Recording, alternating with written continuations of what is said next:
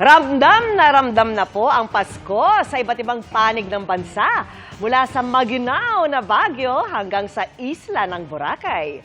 Kakamustahin din natin ang Magnonoche Buena sa Rizal Park at mga dadalo sa Misa de Gallo ngayong bisperas ng Pasko sa Manila Cathedral. Magandang gabi po, Luzon, Visayas at Mindanao. Ilang oras bago magpasko, marami pa rin ang naghahabol makauwi.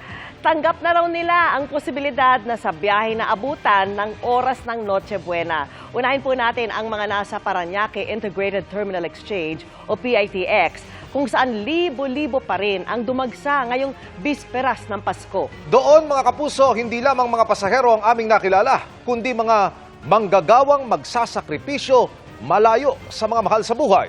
Nakatutok live si JP Soriano. JP!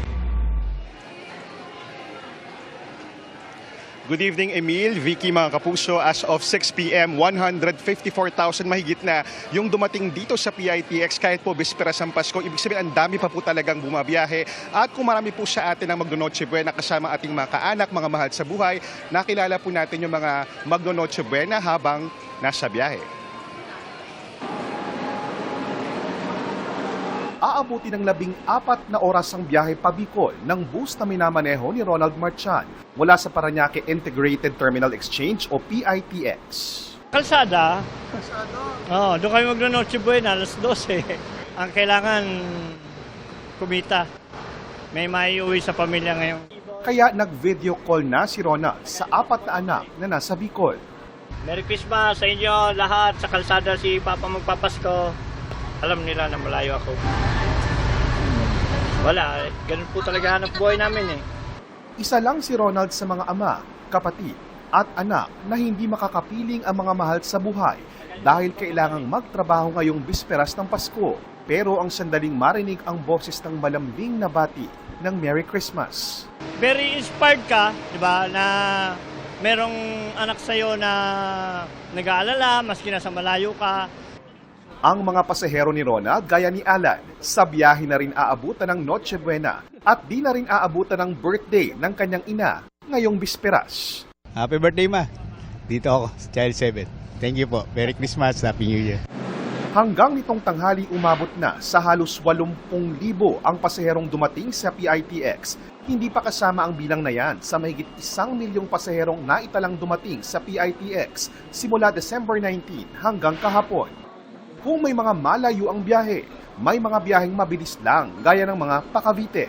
Si JP na taga General Trias, bit-bit ang mga regalo para sa mga pamangkin.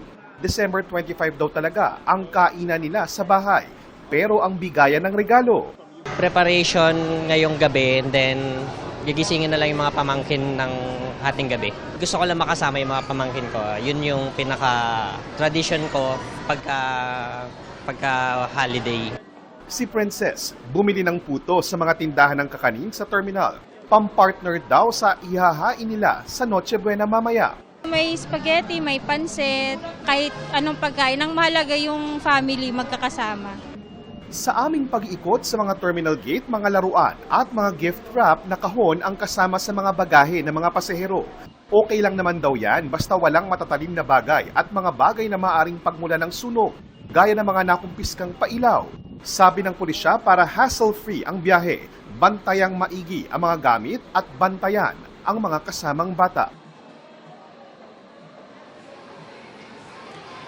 At Emil, alam mo, akala ng mga taga rito, ng mga otoridad ng PITX, pagdating ng pagsapit ng bisperas ng Pasko, mas kakaunti na po yung mga paserong darating, pero ang dami pa rin talaga. Dito po sa ground floor, ito po yung mga biyahe papunta sa Cavite, yung mas malalapit na area. Pero pagpanik nyo sa taas, naroon po yung papuntang Bicol, Catanduanes, at syempre ang hiling po ng mga taga rito, safe trip po para sa ating mga kababayang uuwi sa kanilang mga probinsya. At yan muna ang latest. Merry Christmas Eve, Emil.